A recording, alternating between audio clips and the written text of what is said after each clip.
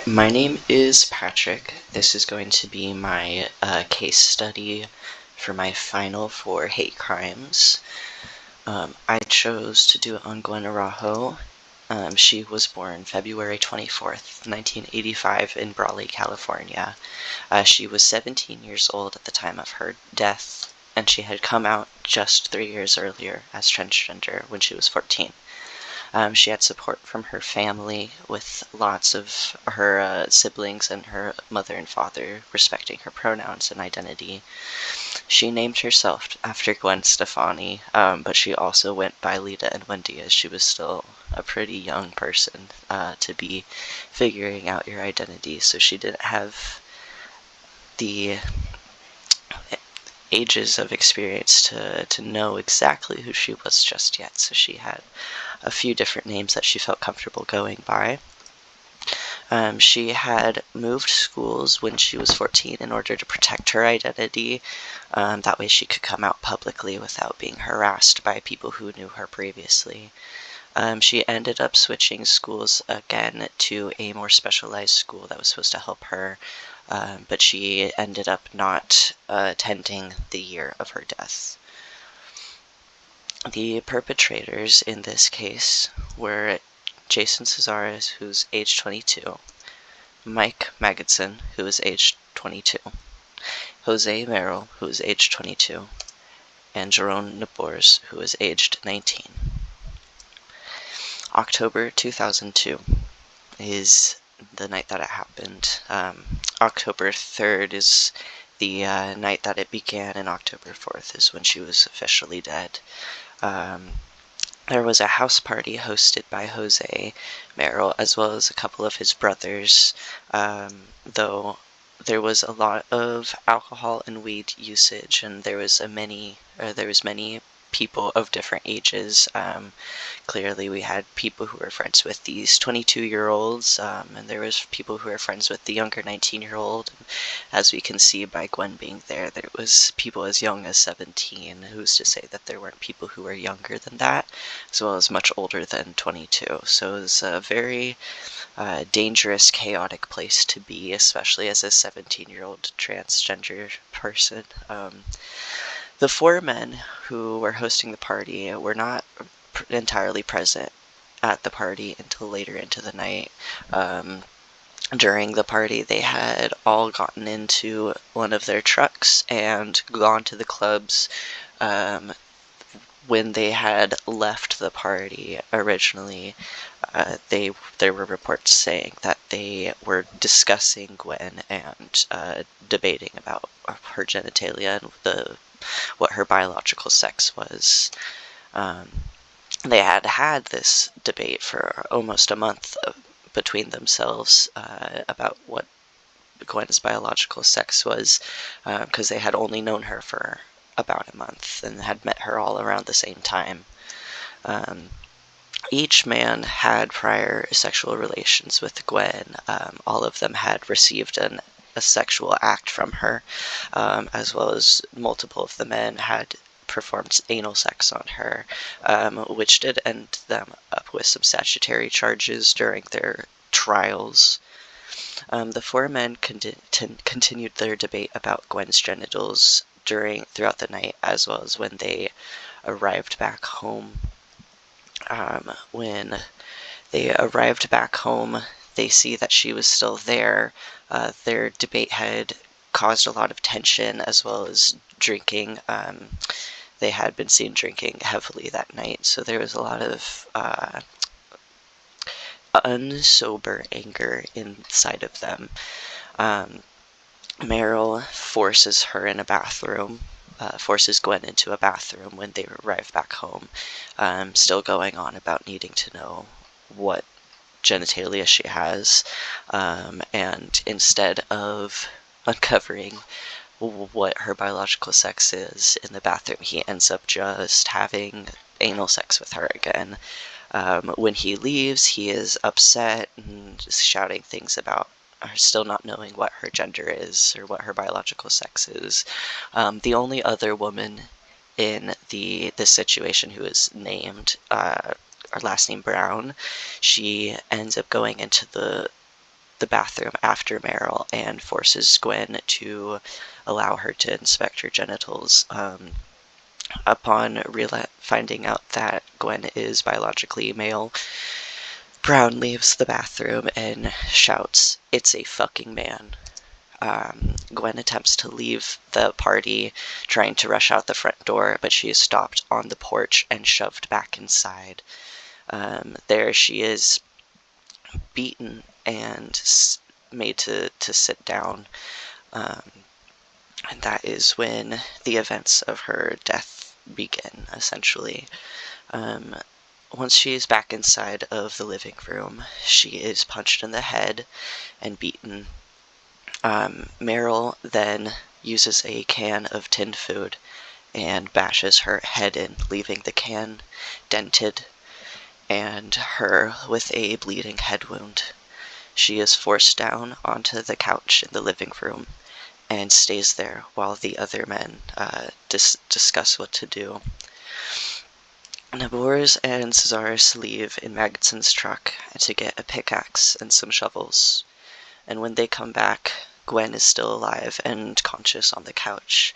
Meryl expresses concern about the amount of blood that is getting on the couch, and he forces her off of it, and so he can begin cleaning the couch.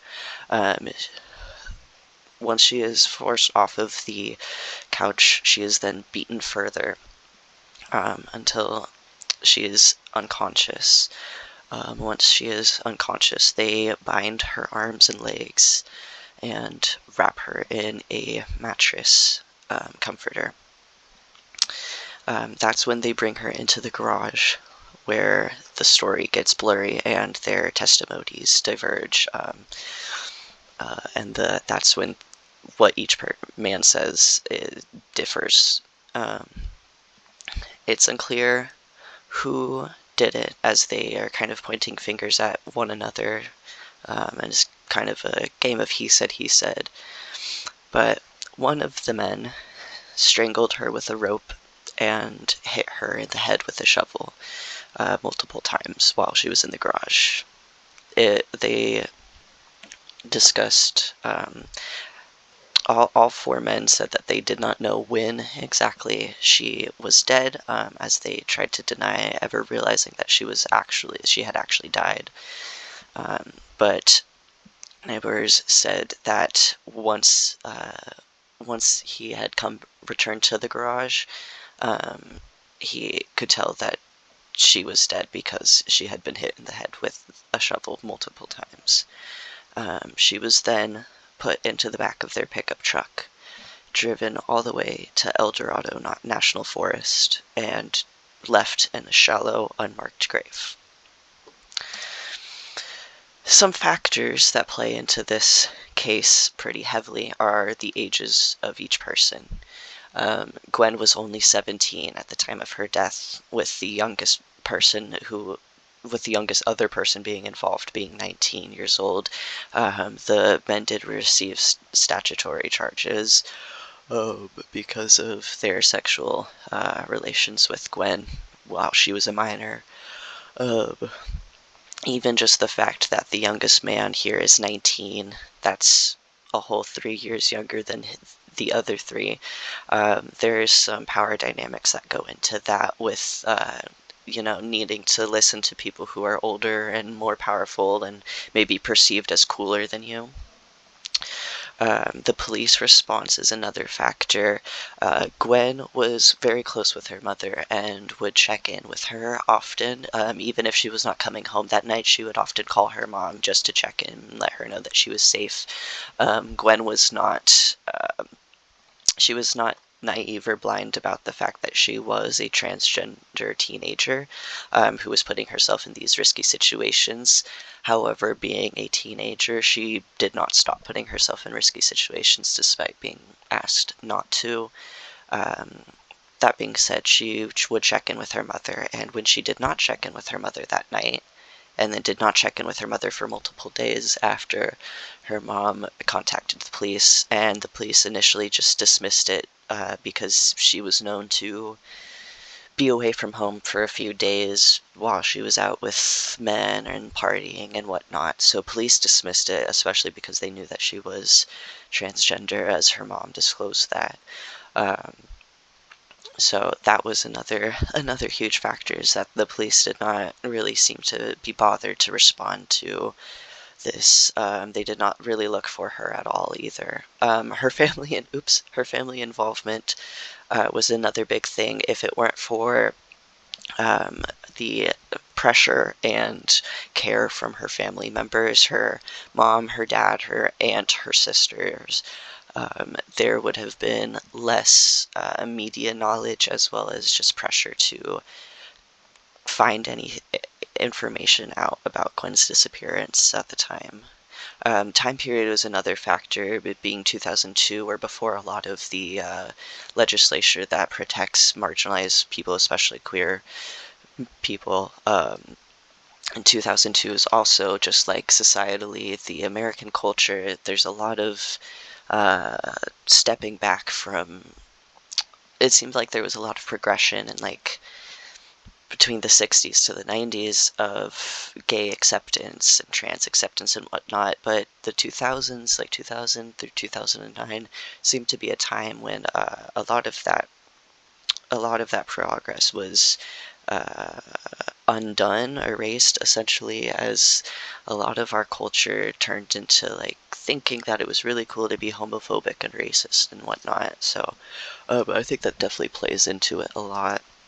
And then the relationships, of course, between each person has a huge factor. These men are having sexual relations with this woman. There's a lot of societal influence and whatnot that goes into like who you have relationships, who you're seeing having relationships. These men were seen with her often, and she was there at the party. Her being found out as transgender would have seemed to be a huge societal, it would have been like an embarrassing thing for these men. However, it also is, there's that power dynamic again of they were having sex with this person who was very underaged. Um, so that's another one. And then the location, this happened in Newark, California, a part of California where it's the police are probably not going to be as responsive because of things like the demographic of who's living in this area and whatnot, and the culture is also going to be influenced by who's living here and whatnot. So on to the trials. Trial number, well, technically not the first trial in the series of trials, but Jerome Nebor's trial, he actually is the reason why the arrests and trials ended up happening. In all honesty, is he felt so guilty after what they had done that he ended up leading police to Gwen's grave, um, claiming that he felt so guilty and terrible about what had happened. Um, he ended up pleading guilty to voluntary manslaughter on February 24th, 2003, in order to receive a smaller sentencing, and he ended up testifying against the other three men in order to guarantee that he could get that smaller sentence. Um, Trial number one, March 15th, 2004. Um, in this trial, it was Magidson, Merrill, and Cesaris, because Nabors had already been sentenced because he was testifying in this trial against them. One of the main things to note here is that during this first trial, the prosecuting attorney, Lamero, dead names and uses the wrong pronouns for Araujo, despite the fact that uh, the attorney had acknowledged that Araujo being transgender, and that was like, sorry, they had discussed her being transgender and how pertinent that was to this case, and how that was not a reason to be murdered alone. And then this stupid attorney turns around and starts dead naming Araujo and using her wrong name and pronouns in order to try and sway the jury's vote against her. The the trial ended in a mistrial. There was the attempts to use the gay trans panic defense, which did not entirely work. It was a mistrial because there was 9 days of deliberation and they could not figure out, they could not come to an agreement. During this trial, lawyers argued that they did not murder Gwen and that they should only receive manslaughter because of the gay trans panic defense laws. And neighbors tried to claim that Gwen had raped them all by not disclosing her biological sex, which just furthered their mistrial. And then trial 2 happened May 31st, 2005. After trial 1, there was a juror who came out with a newspaper publication about the trial, which then spurred more media attention. So then this second trial had a lot of transgender activists and other just like activists and people who cared, giving it a lot of attention and media time. In this trial, it was revealed that Magidson was coached into using the trans panic defense by his lawyer. His lawyer had said something along the lines of like,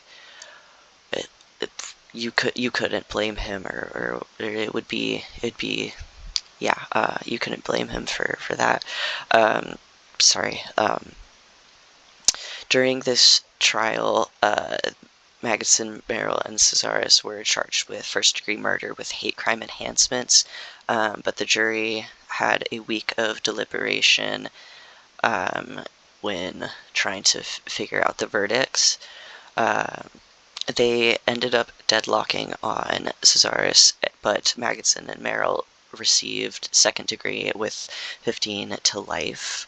The hate crime enhancements were dropped. They were not seen as being guilty of a hate crime, which I think is absolutely insane. But the jury deadlocked on Cazares, and so he needed another another trial to figure out what was up with him. He had his own in December 16th, 2005. He pled no contest to manslaughter. Media response. So there was a lot of articles that followed this story in the court cases. They were portrayed the court case in all different lights. There is trans activists and queer allies, as well as anti-trans people who were telling crazy stories about how horrible Gwen was and how she deserved to die. And there's just a lot of differing opinions, especially with the time period that this happened all in. After the first trial, one of the jurors, as I mentioned, wrote and published an article about the trial, essentially discussing how the lawyer tried to sway opinions and why the jury ended up mistrialing and whatnot. And then in June 2006, A Girl Like Me, the Gwen Araujo story premiered. I found that there was actually a couple of documentaries as well that was about her story or inspired by her story, but I decided not to list them just since they were like inspired by and not about her. And then the justice system response.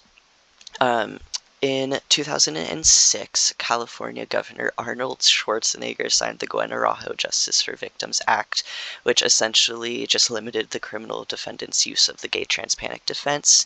It put California like on the radar of essentially just like protecting its marginalized citizens. It was one of the first states to do something along these lines and protect gay and trans people.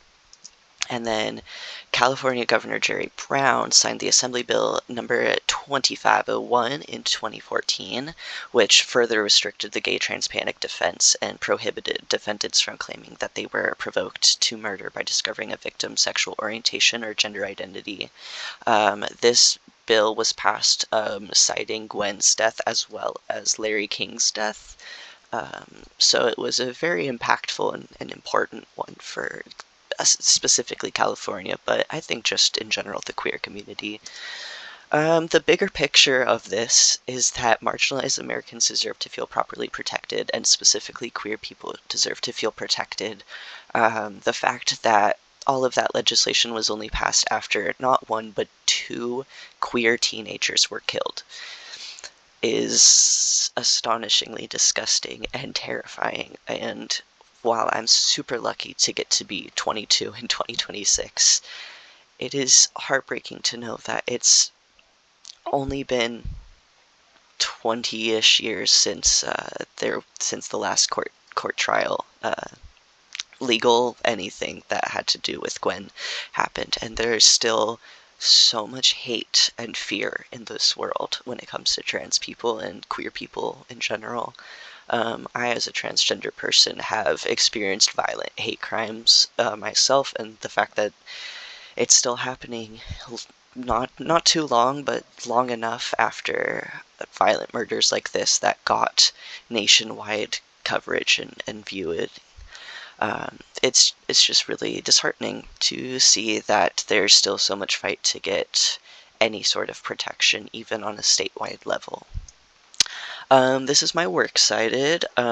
These are mostly just the ones that I actually reference and use, but there's probably like 10 other sources that I use that I did not list here. And that is all. Thank you so much.